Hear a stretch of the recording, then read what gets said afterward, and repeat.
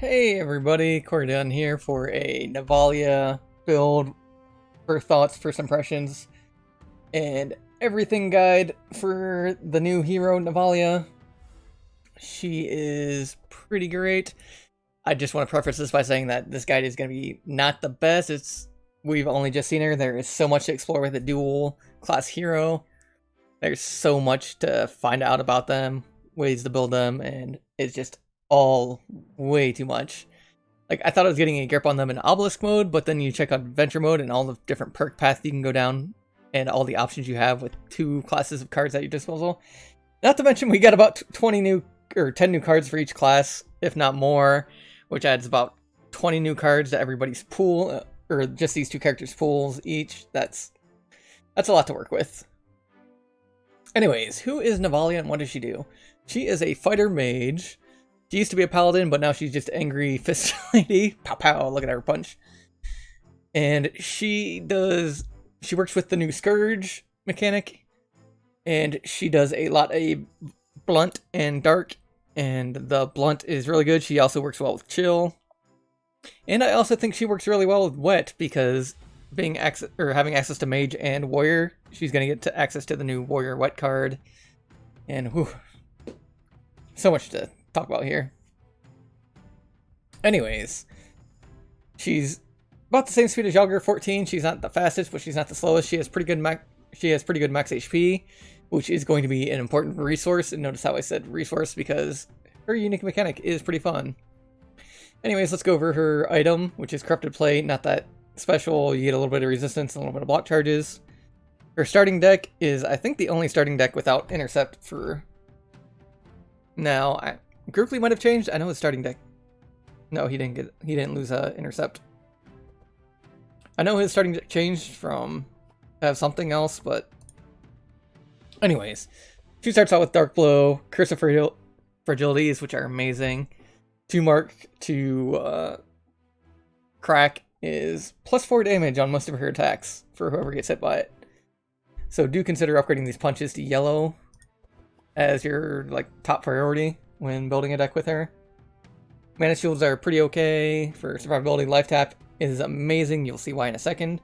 We have Curse of Torment, which I like to call Curse of Overcharge, because if you change this yellow one, you can overcharge the Scourge. And what does Scourge do? I'll tell you about it right now. Scourge, damage received from dark explosions, plus 10% per charge. This is insane. It's highly dangerous on your own heroes, so do make sure not to get scourged by enemies. And it also spreads 50% of the dark charges of this target to this target's sides at the start of turn. And also, they take 1 shadow damage per chill on them. So if they have 50 chill and any amount of dark charges, like if they only have 1 dark charge and 1 scourge, they're going to still be taking 50 shadow damage from 50 chill charges. And that also damage is affected by resistances, so whew, that's a lot. But that damage can be blocked and not affected by their modifiers. But the cool thing about the overcharge mechanic is, even though Scourge does not stack, overcharge does stack it. So if you put 6 extra mana into this, you are going to go to 9 Scourge, and that is going to be 90% more damage received from dark explosions. And even more, because somebody's level 3 also decreases the resistances of enemies per Scourge charge. And then her unique card is Vengeance, where you deal damage, you apply Crack, Dark, and Chill, and you repeat up to 2 times, which is pretty crazy. And it also has a life cost to use it. Every time you use it, you're going to lose 1/10 of your HP. It's going to go up the more Vengeance you have leveled up to a 14% of your HP every time you use it. But why would you want that? Why would you want to kill yourself? Her innate is Hatred, where whenever you are under 50% of your max HP, all damage done is plus 30%. And for every 1% of your HP you're missing below 50%, gain an additional 4% all damage done. She is like insane, grookly, angry punch lady, and she will rip everything apart when she is at low health.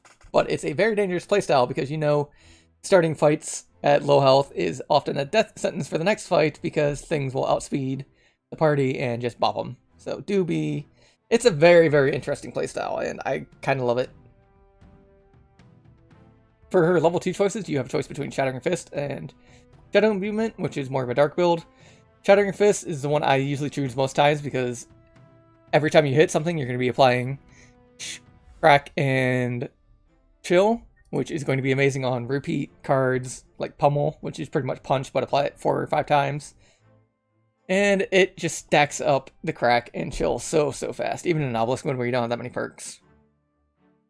Her next card is Shadow Imbuement, where she applies +2 dark charges. All her damage becomes dark for 10 cards, and whenever you play a card at all, you're going to be applying dark to random monsters. So pretty crazy on that.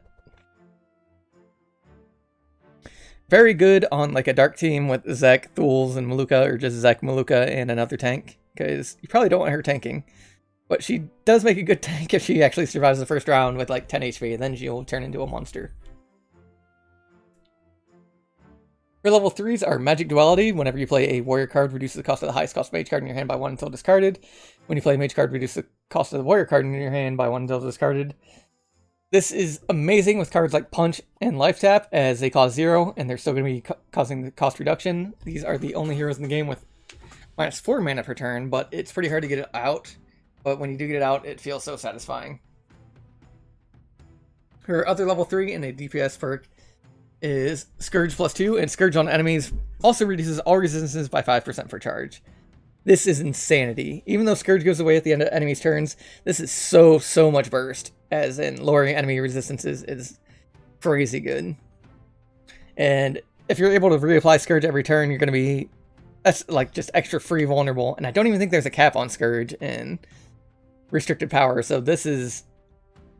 it might be pay to win, but it's pay to fun and pay to break stuff, and... what am I saying? Anyways, I like it. It's fun. Anyways, level 4s. We got a choice between Undying Will and Defiled Legacy. Undying Will is all resistance plus 14%, and when you die, you're going to resurrect with 5% HP and gain 2 invulnerable and 1 doom, meaning you're going to survive everything else, but you're going to die at the end of your next turn. Unless you are on the Archon fight, or you are in a doom state from the matches taking too long and like higher madness, because it'll just add 1 to that doom. So you'll be fine to go another turn and keep bopping things. This lets you pretty much get your big DPS or massive DPS turns and hopefully end the enemy before your life ends you. Or they end you. Or this ends you, because this is the thing that's going to kill you next turn when you don't kill anything. And upgrades don't change much. You start with actually less HP, which is amazing. Anyways, next we have Defiled Legacy, where the next 2 curse spells, every energy used, you apply Scourge and Decay and... what's that? Dark. Duh. Dark to all monsters. Which I did get wrong on the other video then, because if this works like this, where it's going to apply more Scourge to every energy used, it's also going to apply more Zeal every energy used on the allies. So. Well, or I should be able to go back and fix that. Anyways. It works really well if you have a spell card like this with Overcharge, so you can just charge it up a lot and apply Scourge to like everything and a whole bunch of Dark and Decay to everything just by pumping up the energy through Overcharge. And the interesting thing about Defiled Legacy is the more you upgrade it, the less the restrictions are, like changing from Curse Spell to Shadow Spell to regular spell. And it works for the next 2 spells, so you can do it 1 turn and then wait another turn. And that works really well with Aura of Despair, because you want to space it out so your Scourge is on the enemies 2 turns in a row from Defiled Legacy, so you're getting that negative resistance buff. At level 5, we've got choices between Unrelenting Resentment and Unholy Blight. Unrelenting Resentment increases the bonus of Hatred to 60% to all damage done when below 50% of your max HP, and bonus to all damage done is now 60% for every 1% of max HP, and there's a typo there. Hopefully that gets fixed before live. And then we have Unholy Blight, where Scourge on enemies can stack, and it spreads 100% of the dark charges. Both of these are insanely good, insanely fun. Oh, you can't go wrong. You just can't. I guess with this one, if you're keeping everybody alive, then you definitely want to go Unholy Blight. And you probably only want to go Unholy Blight if you're going to Unholy Aura Despair, so you can get the big resistant Chungus. debuffs. Alright, perks for Navalea. Let me go ahead and get my face out of the way too. Since I think I should have done that much earlier in the video. Anyways, first 20, pretty normal stuff. These are all going to be in the description down below. You'll want to take Crack and Blunt, in my opinion, and some Frost and Chill. We're actually going to swap this one over to some Dark Stacks too, because she's good at that. Not much to talk about here. Just normal standard first 20 stuff for everybody. First thing we are going to go over is Blunt and Cold, and as I said in the Paladin video, is there's so many different ways you can build these heroes. I can't touch on them all. I can't touch on the good ones, but these are the interesting builds in my opinion. I'm going to also pick up this Mark too because of her starting out with 3 fragilities. And then I usually tend to build her with all HP and no resistances so she can take the damage and activate her trait a lot easier. And then since she's a warrior, I do have her picking up Fury stuff, Blunt, applying more Crack. You can also have somebody take Crack on enemies, deals that. Crack reduces block charges, which I haven't experimented much, but this does seem like it'd be fun. We also got Chill reduces blunt resistance, can be very good when stacked up, works really well with Shatter. Is a great way to do stuff. And then, as always with DPS, you're going to want the 1.5x plus, and I think the powerful, where your maximum charges increase by 2, and charges are reduced by 1 at the end of turn.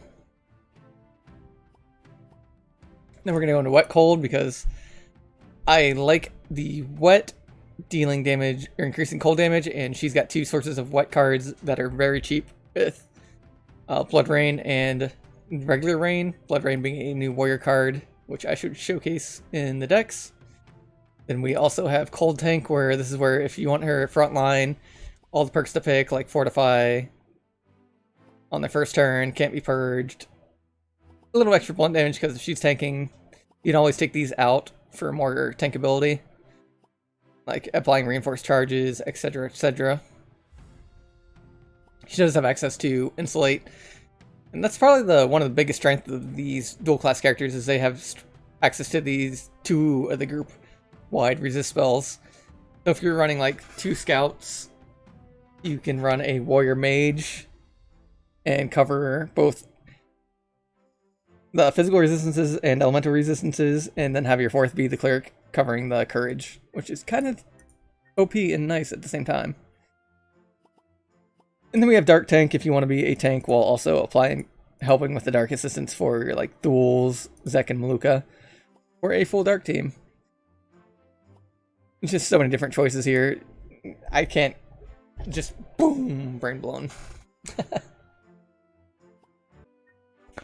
Alright, let's go ahead and show you the decks for Navalea that I have picked out.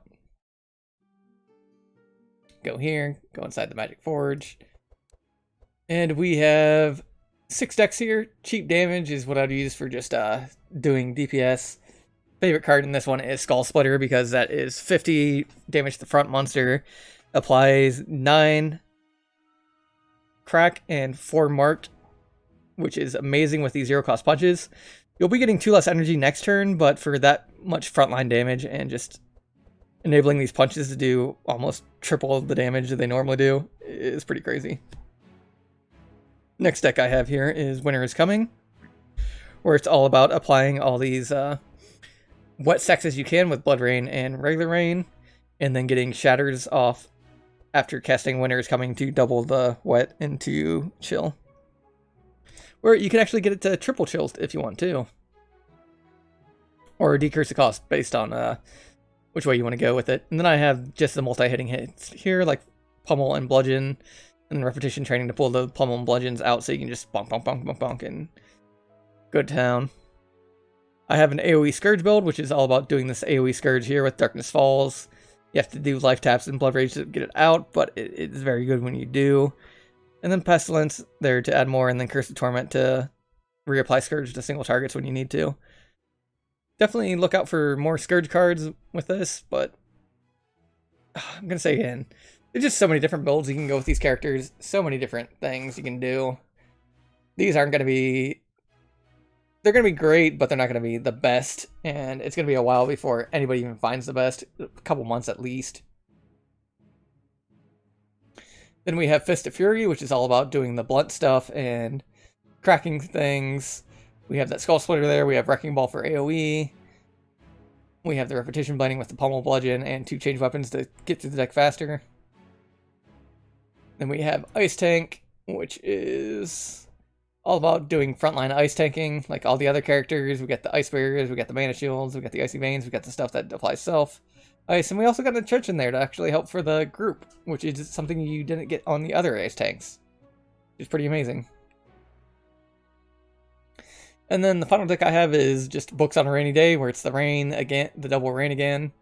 But this one doesn't have Winners Coming. This is all about just doing like AoE Shock Nova, Superconductor. We have the electricity manuals in there. Hopefully get some items that do book procs, like from the boss of the Feyborg with the Winter Ink. Let's get that out. Chill. That Freezing Ink would be really good with that build. And then, yeah, Fist of the Damned is also there. We'll look at that in a second, because right now we're going to go back. We're going to go look at the equipment to get her. I think anything with crack charges is pretty darn amazing. Anything that's draw on hit is extremely amazing too. Which I don't think there's any crack that lets you draw after hitting an enemy, like the Warrior Sharp cards. But still, actually, never mind, the upgrade flail does that, which is something very highly to consider. We have the Fist of the Damned, which is whenever you play a spell, you lose 10% of your HP, which is amazing for her. This item was built for her. You get it in the new zones, but I don't know how, since I haven't figured it out. But when people figure it out, I will let you know, make a video on it, and hopefully share it. Armor, just anything that's resistances, anything that's high HP, increases your HP and lets her live more is great. Night Veil can be good because of the stealth. Retaliator can be fun. Red Cape might actually be interesting on her for her to take the damage right away if she can survive it. Straw Hat would be amazing. Yeah, there's a lot of new items I haven't seen. But, no. Let's go to rings. Rings, definitely anything that applies dark or chill, like Frostfire, is going to be great. I don't think there's anything that does crack. Oh, Bronze Gear. That might actually be an interesting thing from DT 800. Accessories, not much. The sippy cup, as everybody calls it, which is the beer mug, would be pretty interesting for her just because of the extra damage. Black Pyramid would be pretty great for her. Does really well. Do we have anything crack related? Nope, just Shackles of War. Yeah, just Shackles of War right there. Not really any pets to go with her. You can do the wet pet, of course, with Chumpy. Always good. Dolly's interesting choice. And yeah, a lot to do with these heroes. That's the good equipment. This is cards to look out for. And let's go ahead and check out the drafting mode for her. Alright, let's go ahead and see what she's got. This is actually a really interesting draft because it comes with Citadel right away and Tome of Intellect. But usually I'm taking this Fallen pack because it's really good low-cost cards like her standard deck. Brawler's interesting because you're either going to get Bludgeon or Pummel from the rewards of that every single time. You do get Shadowmancer, which has Dark Ritual, which I think is one of the better cards. Pestilence is really good. And we can just look for other stuff here. Let's go Glacier for the Ray of Frost. It's pretty decent damage. And these two things are things you want to see from the pack. The Overcharged Scourge, and then... Fortunately, we did not get the bigger darkness, or the yellow Darkness Falls, but this Darkness Falls is still pretty good. So just go with whatever your team picks. And then, as with the Laia, you get 4 rows of things. Almost always take crack charges, because that's how I'm going to be running her. Usually dark, and then HP. And then whatever you want for the 4th one is also really good. Depending on what you roll. You always go Vitality to heal her, or help with healing, more powerful for battle shouts and everything, more reinforce. Oh, there's just so much. But yeah, that'll be it for this video. I thank you for watching. I hope you have fun with the new heroes. I know I am. I'm itching to get to try them out more. And y'all have a good day. Remember to brush your teeth, take care of yourselves, and you're all worth it. Appreciate you all. And remember to eat well, be well, do well. Goodbye. Let me get my avatar up there then. Goodbye.